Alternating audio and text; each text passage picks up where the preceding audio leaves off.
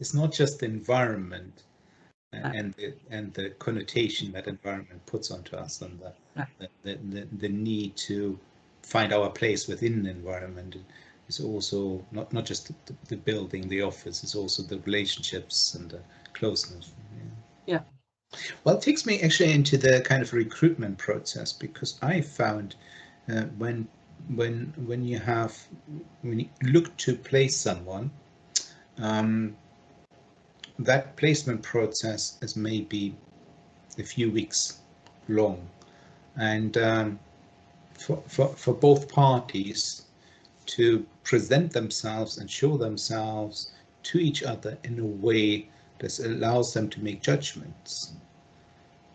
If a candidate wouldn't want to, or an intern would want to do the gig or work in this role, and a company, if it's safe to take this person on, that period is pretty short, no? And then you get into your probation period of 3 months of saying, can we work with each other? This is not about achieving things. This is not about, have you done your 3 months targets or agenda? This is about, do we get on? Can we make things work together bigger and better for each other?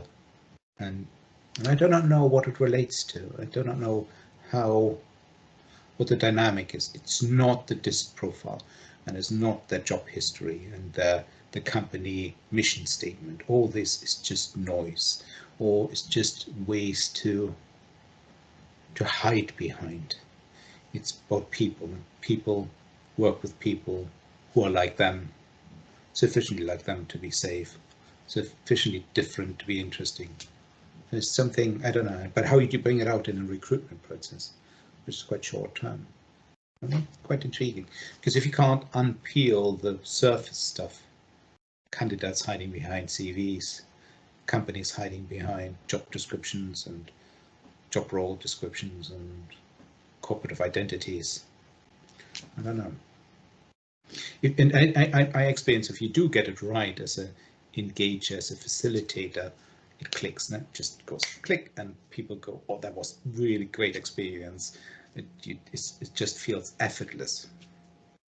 Yeah, totally. And I think that it can be very rewarding, and you can get, I mean, we all look for validation, but we all look for validation in different ways. You can get validation without being validated. Nobody has to tell you that you've done your job well, but you know you've done your job well because you can see that the candidate and the client are happy and they've made that match. And the candidate will reach out to you, or the client will reach out to you after probation and say, oh my God, thank you so much. This is amazing. It's the best job we've ever had. Really, really appreciate all you've done to help me, kind of thing. And that is being validated without being validated, if you like. Nobody's saying, oh, well done, you know, here's a pat on the back, but you know yourself.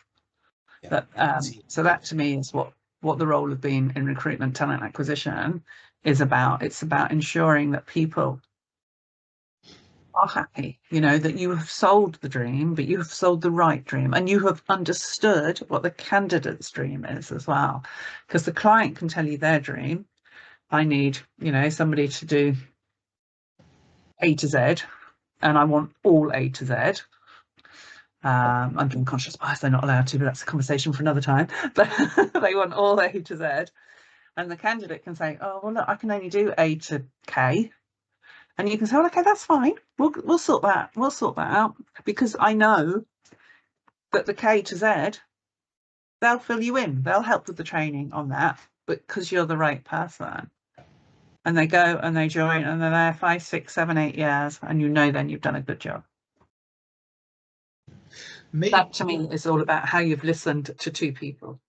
I do experience the way I personally engage with getting something has changed, and I'm not waiting for me to be sold something to anymore. I'm thinking of I feel much more empowered to buy something based on the research I can do, the information I have available, etc., etc. So if I buy a washing machine, I go online, best washing machine, and I go best washing machine under £500 or whatever my criteria are, and then I go, I look at the reviews, and then I go, where do I get the meal XYZ for the best price? And then I might have my criteria, but I don't don't wait for Carries to send me a leaflet with a paper through at the weekend, and I go, actually I can get the washing machine. So it has changed, I believe, from a sales approach to a buying approach. And I was wondering if that's the same, or we could think of that to be the same in recruitment. So if you would think that a candidate would buy themselves into an organization, therefore they research the organization, they find out the people who are involved, and vice versa, if we might be able to help the buying process of both parties instead of people trying to sell the company or sell themselves. Because selling always sounds a bit like talking, and buying always seems a bit like more listening. I don't know if there's an analogy that might fit into the changing world of recruitment. Yeah, I think recruitment has spheres where it goes through different spheres. At the moment, we are definitely in a client-driven environment. There are hundreds of people out of work, hundreds and hundreds and hundreds of people. It's quite awful when you think about the amount of people that are out of work and can't find roles. A lot of organizations are still making cuts. One of the biggest tech companies in the world, my friend works for them. They got an email yesterday saying that they were making, cuts again. Another friend works in insurance, again, had an email last week saying they were making cuts again. So I think at the moment, it's definitely a client market. It is not a candidate-driven market. When there are more candidates than clients, it will always be a client market because the client has the pick. So you can, if you're looking for a candidate at the moment, if you're sourcing for a candidate and it's a specialized role, you can probably find 50, 60 people who can do that role at the rate you want. So you put them to the client can really afford to just have their A to Z ticked because they're there, that candidate is there. Whereas pre-COVID, it was a whole different market. And every role that you were hiring for, if you could find one candidate, you were lucky. Or if you found 10 candidates, then you had to try and find a client for them. The clients that are hiring at the moment, they've got their pick of the bunch and they will only choose the best. We have a role, quite a senior role, no? Which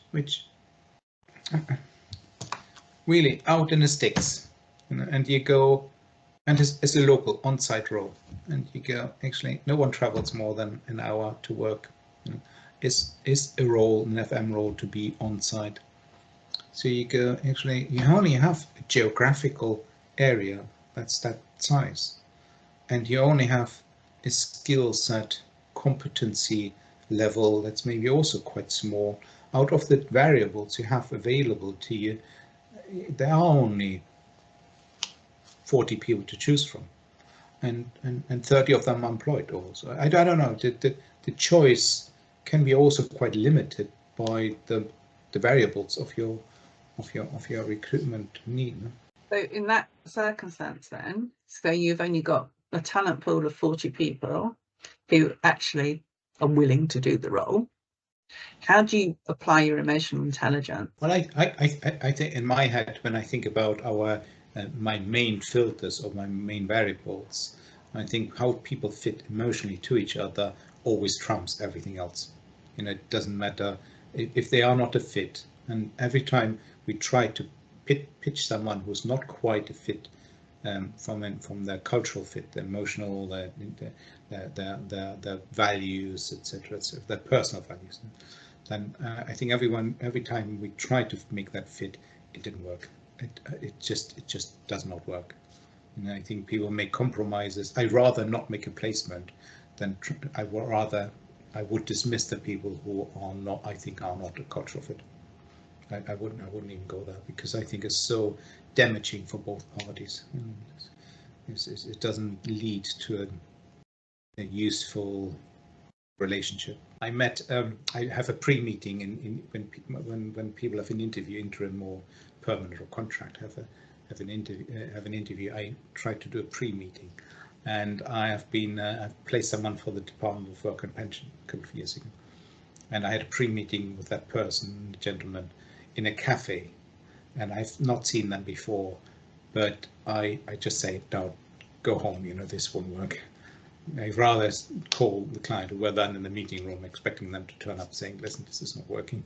That is just so wrong, because it's just, and I don't mean I want to look stupid. I don't care how I look. I don't that much. I don't care how I come across.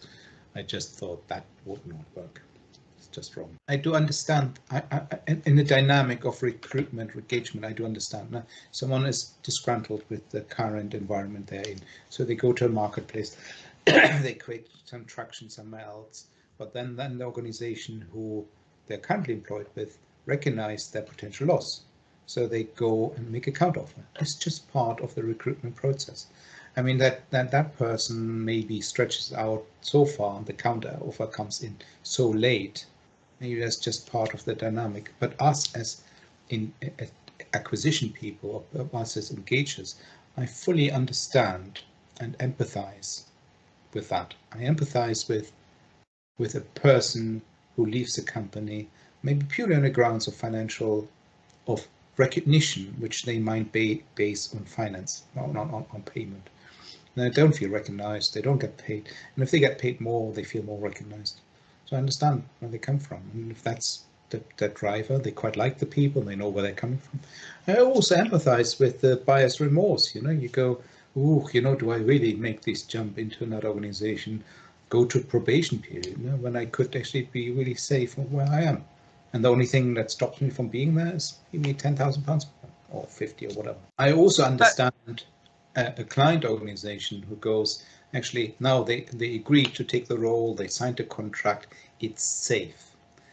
But it never is. It's an illusion that we think a placement is safe when someone agreed to take up the role or signs a contract. There's still probation period. The world is just not that certain as we make it up to be, and we might need to make it up to be certain because it makes us feel more secure. Maybe there's no right and wrong in the way we do things. It's just right and wrong. Maybe the right and wrong sits with the people we choose to do it with, not what we do.